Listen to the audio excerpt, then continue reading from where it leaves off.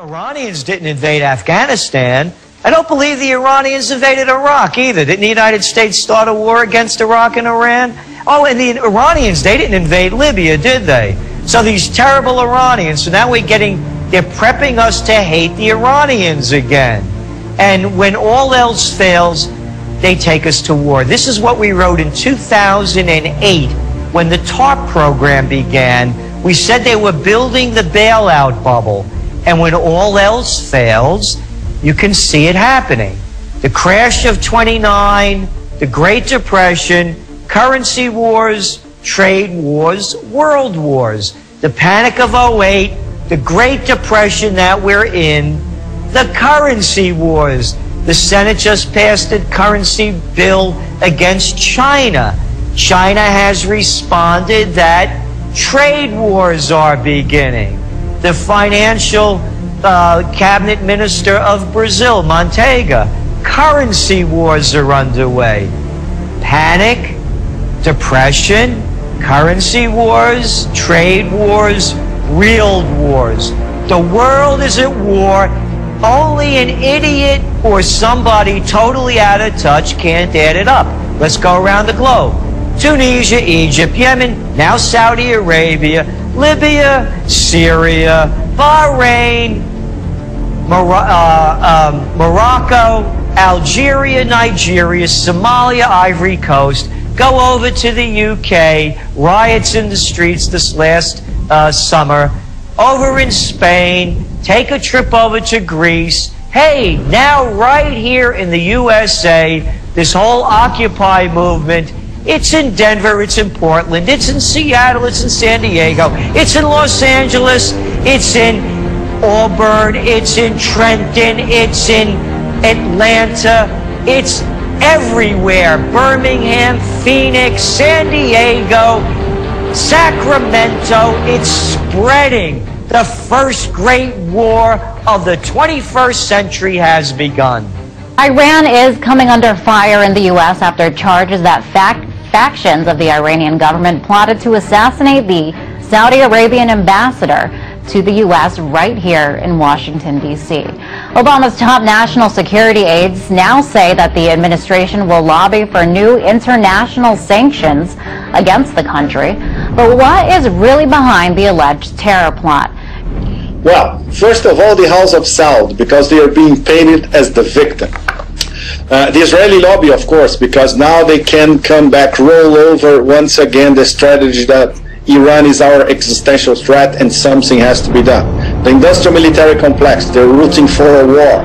Neocons, Republican candidates, everybody in the US that their number one preoccupation in terms of foreign policy is Iran bashing because it's another convenient bogeyman. The problem is this fast and furious plot unraveled by Eric Holder doesn't make sense. And that's the most important point.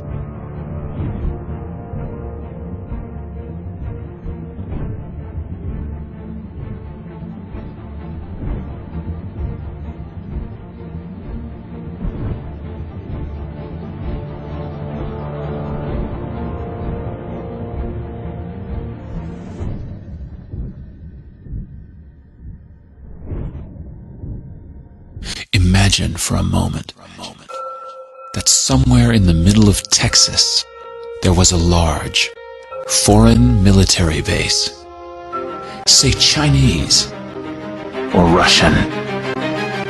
Imagine that thousands of armed foreign troops were constantly patrolling American streets in military vehicles. Imagine they were here under the auspices of keeping us safe, or promoting democracy, or protecting their strategic interests. Imagine that they operated outside of U.S. law and that the Constitution did not apply to them. Imagine that every now and then they made mistakes or acted on bad information and accidentally killed or terrorized innocent Americans, including women and children, most of the time with little or no repercussions or consequences. Imagine that they set up checkpoints on our soil and routinely searched and ransacked entire neighborhoods of homes. Imagine if Americans were fearful of these foreign troops and overwhelmingly thought America would be better off without their presence. Imagine if some Americans were so angry about them being in Texas that they actually joined together to fight them off in defense of our soil and sovereignty because leadership in government refused or were unable to do so. Imagine that those Americans were labeled terrorists or insurgents for their defensive actions and routinely killed or captured or tortured by the foreign troops on our land. Imagine that the occupiers' attitude was that if they just killed enough Americans, the resistance would stop. But instead, for every American killed, 10 more would take up arms against them, resulting in perpetual bloodshed. City. Insurgents stormed and occupied a half-built high-rise building, firing guns and rocket-propelled grenades from there. Afghan and NATO forces surrounded the building, killing 6 militants and forcing several others to flee. U.S. Embassy staff were ordered to retreat into bomb and bulletproof shelters. Texas-based Derek Crow of the Brave New Foundation think tank says the presence of U.S. troops in Afghanistan merely encourages the Taliban to keep on fighting. And not dealing with the problem, in other words. The problem is all nations need access to resources. If you deprive them of that, there's going to be trouble. No matter how many treaties you sign, if the treaty doesn't serve the interest of that nation, we sign treaties and break them because it doesn't serve our interest. You understand? But the signing of the treaty temporarily quells a lot of noise.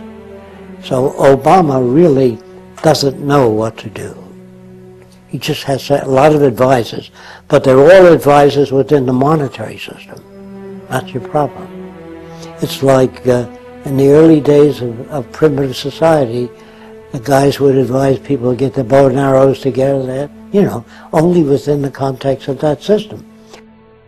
These people have no backbones, with the exception of a very few. They keep sucking up and bowing down and serving their masters for their pay. So you're not going to, by the way, nothing is going to change with the systems that are in place. So when you look at all these protests, by the way, I mentioned Tunisia, I mentioned Egypt. Here's the new boss, same as the old boss. All the rioting going on over there in Greece every week, massive riots, demonstrations. Nothing changes. The systems have to change. So now this is really, I have to tell you, I gave up on the American people. I thought that they were a bunch of mommies, boys, and spoiled girls that wouldn't be fighting. This movement has really legs to it. It may not, this might not be it. But when you put the Tea Party together, you put this together, you look at all the social unrest around the world. No, what they're going to do, what the media is going to do, is they're going to prop up the war machine. A global outcry against corporate greed has risen up in almost 1,000 cities worldwide. People have taken their anger to the streets, saying their governments have been taken over by big business.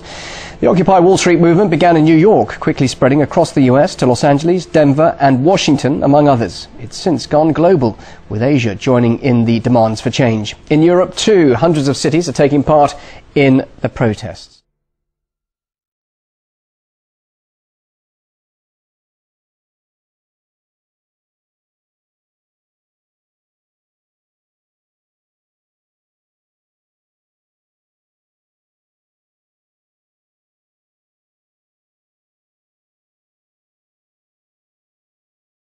The entire money-structured and materialistic-oriented society is a false society. 10 or 15 years from now, our society will go down in history as the lowest development in man. We have the brains, the know-how, the technology, and the feasibility to build an entirely new civilization. You believe that we teach competition, that it's not bred into some... Competition is dangerous, socially offensive, considered right and normal, because you are brought up to that value system. What kind of competition did Jesus have? What kind of competition is there in your body? Suppose your brain said, I'm the most important organ, and the liver said, I am, and I want to go a free enterprise system. You'd rot away in a month if every organ of your body went out for itself. Socio-cyberneering does not appeal to governments, to private enterprise. We're going to do this thing just as the automobile phased out the stagecoach, just as television stepped in and phased out the old vaudeville and the old motion pictures. That history and technology is respecters of no society, no individual opinions, but it moves on. And we've got to be prepared to face the future. In your society, there are no mayors of cities. There are no mayors, there are no politicians, and you don't have to fill out any forms to go to the art center or music center, and you go to a university whether you can afford it or not. You don't have to use any of the systems today. Let me briefly say this. You have a bumper in front of your car, behind your car. But your society, your car's hit on the side also. You have safety belts and harnesses in your car. But that assumes that you're going to be hit by the rear or in front. If you're hit on the side, you go right through the side of the windshield. What good are these approaches? They are designed by men that are cerebral insufficients. You've got to design a society with a bumper all around the car, phase out human drivers, put electronic guidance systems in cars, or eliminate the automobile and design a holistic transportation system. We must put our mind to this as we do to put a man on the moon. We must put our mind to the social problem. We wish to get away from politics. We wish to get away from the old world method of solving problems. This is clean sources of power. By utilizing the natural heat of the earth, that is volcanic energy, or the magma, or the molten lava under the earth, of which there are approximately 500 potentials. If we tap a mountain in Hawaii called Mount Aloha, we can get enough power to electrify the world. We can get enough power from that volcano alone. We have 500 potential volcanoes we can harness. We can use that natural heat from the volcano. No smog, no smoke, no dirt, no gases, no fuels, no oil spills, and no more burning of fuels in any city to generate power. If Japan used Fujiyama, they don't need to burn oil. They don't need oil. All of that heat is sitting there. 20 million years of power right under the Earth's surface. In fact, you don't even need to use fusion power or nuclear power. And it's easy to tap, and it's clean and available. As soon as we make up our minds to put scientists, rather than on weapons, nerve gas, on harnessing the earth power that is already here. It would take 10 years to change the surface of the earth, to rebuild the world into a second Garden of Eden. The choice lies with you. The stupidity of a nuclear arms race, the development of weapons, trying to solve your problems politically by electing this political party or that political party, that all politics is immersed in corruption. Let me say it again. Communism, socialism, fascism, the Democrats, the liberals, we want to absorb human beings. Women's lib, all organizations that believe in a better life for man. There are no Negro problems or Polish problems or Jewish problems or Greek problems or women's problems. They're human problems. We are not concerned with the divisions of segments of society. No control of population? Population control is dependent upon education. We feel an educated population needs no control. You wouldn't stop sex? No, sir. Good move, Jacques.